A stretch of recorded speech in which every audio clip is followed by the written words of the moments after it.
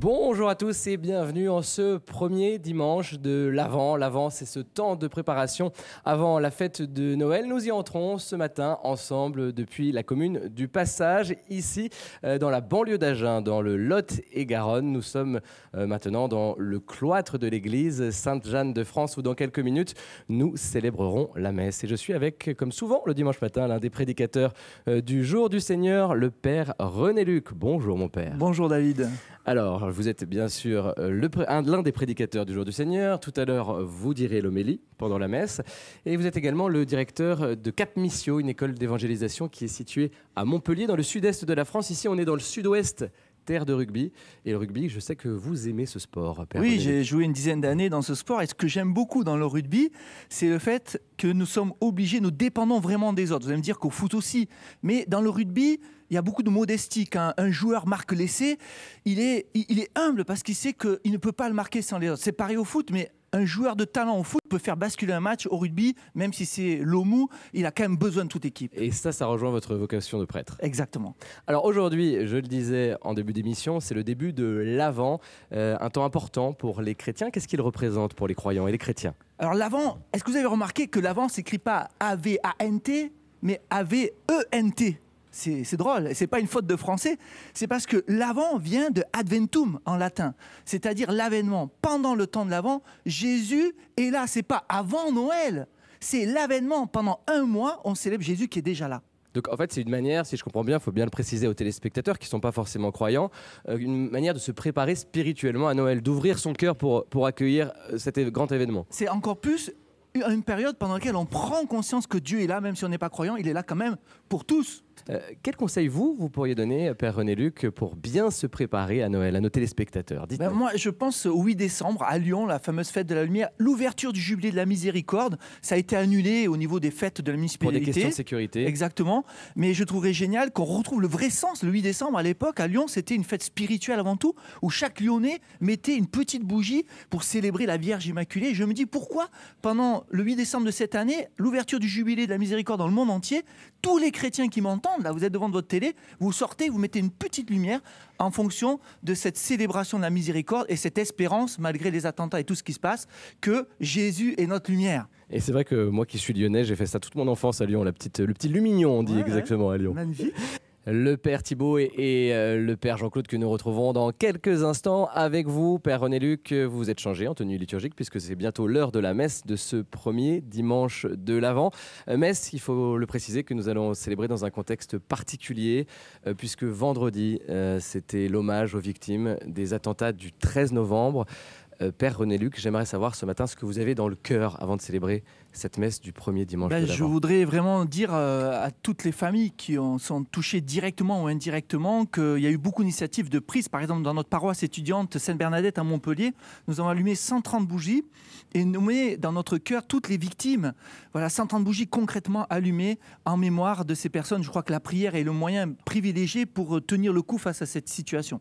Et puis, il va être aussi question de mots qui vont faire référence à l'actualité pendant la messe, dans les lectures du jour. J'en cite quelques-uns, c'est un hasard du calendrier liturgique, mais il va être question de peur, de nation désemparée, de sécurité, de justice, mais aussi d'amour. J'aimerais que vous nous disiez ce matin, Père René Luc, comment on peut faire grandir cet amour dans ce contexte douloureux après cette période qui nous a tous fait mal, collectivement. J'ai beaucoup aimé les réactions des gens, la solidarité, la bienveillance, l'accueil des victimes en ouvrant les portes, etc. Et c'est vrai qu'après tout, Jésus lui dit lui-même, à la fin, qu'est-ce qui restera ? Il restera l'amour. Et encore une fois, dans ce jubilé de la miséricorde qui va s'ouvrir le 8 décembre, et on va être en plein dedans pendant toute une année, avec le pape François qui nous a invités à penser à la miséricorde. Qui dit miséricorde dit Sœur Faustine. Et Sœur Faustine, cette religieuse polonaise, disait à une apparition de Jésus, qui lui a dit « Fais un tableau de moi où il y a écrit en dessous « Jésus, j'ai confiance en toi ». J'ai envie de vous dire à chacun que la façon de vivre dans cet amour et cette miséricorde, c'est de dire à Jésus tout simplement « J'ai confiance en toi ». N'ayez pas peur, faites confiance, il est là. Avoir confiance, on aura compris le message. Vous allez nous en dire plus, Père René-Luc, tout à l'heure dans votre homélie. Je vais vous libérer. Vous allez me donner votre micro puisque vous allez rejoindre la procession. À tout à l'heure. C'est bientôt le début de la messe. Vous allez rejoindre le Père Thibaut et le Père Jean-Claude pour cette première messe du dimanche de l'Avent. C'est le Père Jean-Claude, l'ancien curé de la paroisse, qui va présider la célébration puisqu'il a voulu être avec nous ce matin ici au passage d'Agen dans le Lot-et-Garonne.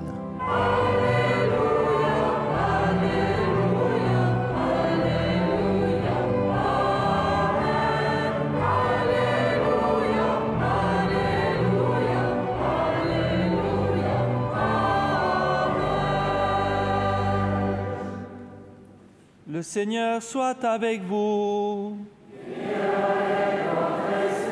Lecture du Saint-Évangile de Jésus-Christ selon saint Luc.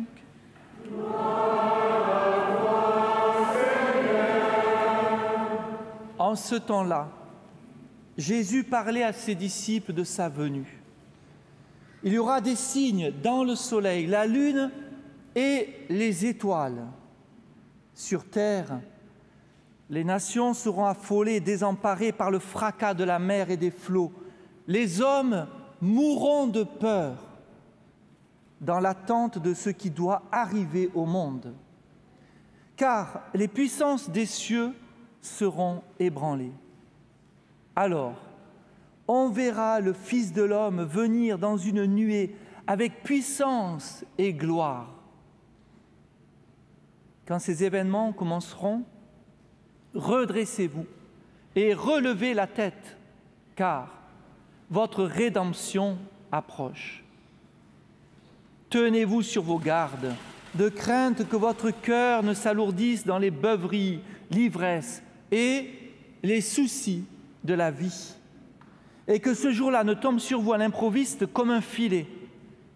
Il s'abattra en effet sur tous les habitants de la terre entière.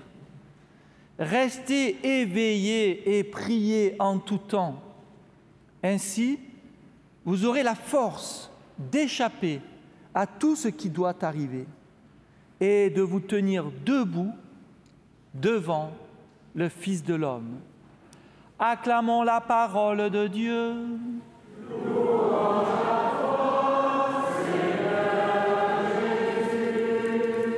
Le Père René-Luc va maintenant prononcer l'homélie. Pendant de nombreuses années, j'ai accompagné des jeunes dans le désert du Sinaï pour y passer le jour de l'an. Nous y dormions dans un hôtel de luxe, un hôtel 1000 étoiles, celui tenu par le bon Dieu, c'est-à-dire, vous l'avez compris, en plein air, sans tente, à la belle étoile. Et dès le premier soir, je demandais toujours aux jeunes de s'allonger sur le dos et de contempler le ciel étoilé. Et rapidement, l'un d'entre eux s'exprimait toujours « Oh, vous avez vu une étoile filante, et là, une autre. » Quel émerveillement! Dans l'évangile que nous venons d'entendre, Jésus nous dit « Il y aura des signes dans les étoiles. » Alors, je vous propose une parabole. Vous pourrez l'appeler la parabole des étoiles, en comparant les étoiles aux signes de Dieu. Dans un premier temps, nous allons voir que les signes de Dieu sont vraiment nécessaires pour avancer dans notre chemin de vie. Puis, nous verrons comment ces signes, petit à petit, prennent leur juste place dans notre quotidien. Comparons donc les étoiles filantes aux signes merveilleux de Dieu. Pour voir les signes de Dieu, il faut commencer par se mettre à l'écart, aller dans un endroit désert, loin du brouhaha de nos villes et de ces lumières artificielles. Comme le dit Jésus dans cet évangile, il faut quitter les soucis de la vie terrestre pour nous préoccuper un peu plus de sa présence céleste. Par exemple, partir un week-end à l'écart dans un monastère pour être attentif aux signes de Dieu qui vont passer par une rencontre, par une parole que l'on entend, par un événement où on comprend que la providence agit. Notre Dieu n'est pas avare de signes. Il aime les donner pour alimenter cette relation d'amour qu'il veut créer entre chacun d'entre nous et lui. Et le temps de l'Avent est un temps de grâce, vraiment, où Jésus désire se rapprocher de chacun d'entre nous. Alors, laissons donc, frères et sœurs, ce qui est secondaire et profitons de tout ce mois jusqu'à Noël pour être attentifs aux signes de Dieu dans nos vies. Voyons maintenant comment ces signes de Dieu prennent leur juste place petit à petit dans notre quotidien. Après avoir admiré les étoiles filantes, je demandais aux jeunes de contempler les étoiles fixes. Orion, la Grande Ourse, l'étoile polaire. Les étoiles fixes nous donnent le repère, la direction. D'ailleurs, pendant des siècles, les marins traversaient les océans uniquement en se guidant avec ces étoiles, comme vous le savez. Eh bien, comparons ces étoiles fixes, si vous le voulez bien, aux moyens habituels que Dieu nous donne pour avancer dans la vie spirituelle. Par exemple, lire la Bible, aller à la messe, adorer, se confesser régulièrement, faire partie d'un groupe de relecture, de vie, être attentif aux plus petits, aux plus pauvres. Et, comme le dit saint Paul dans cette lettre que nous avons entendue, vivre un amour de plus en plus intense et débordant entre nous et à l'égard de tous les hommes. Celui qui vit attentivement tous ces moyens fixes donnés par l'Église avance sûrement dans son chemin de foi, même s'il n'a pas beaucoup de signes extraordinaires. On peut même dire qu'au début de la vie spirituelle, Dieu donne souvent des petits signes merveilleux de sa présence, comme des étoiles filantes, pour nous stimuler, pour connaître Jésus et mieux l'aimer. Mais petit à petit, il nous laisse avancer par les moyens plus, je dirais, habituels, ordinaires, tels les étoiles fixes. Si bien que plus nous avançons, moins nous avons besoin de ces signes merveilleux, car il est présent de façon moins extraordinaire, mais plus permanente. En ce temps de l'Avent qui commence, frères et sœurs, c'est l'occasion de faire le point sur notre navigation spirituelle. Est-ce que nous utilisons vraiment tous les moyens que l'Église nous donne pour avancer sur le chemin de foi? Au moment de conclure, les paroles de Jésus résonnent avec force dans notre pays meurtri aujourd'hui.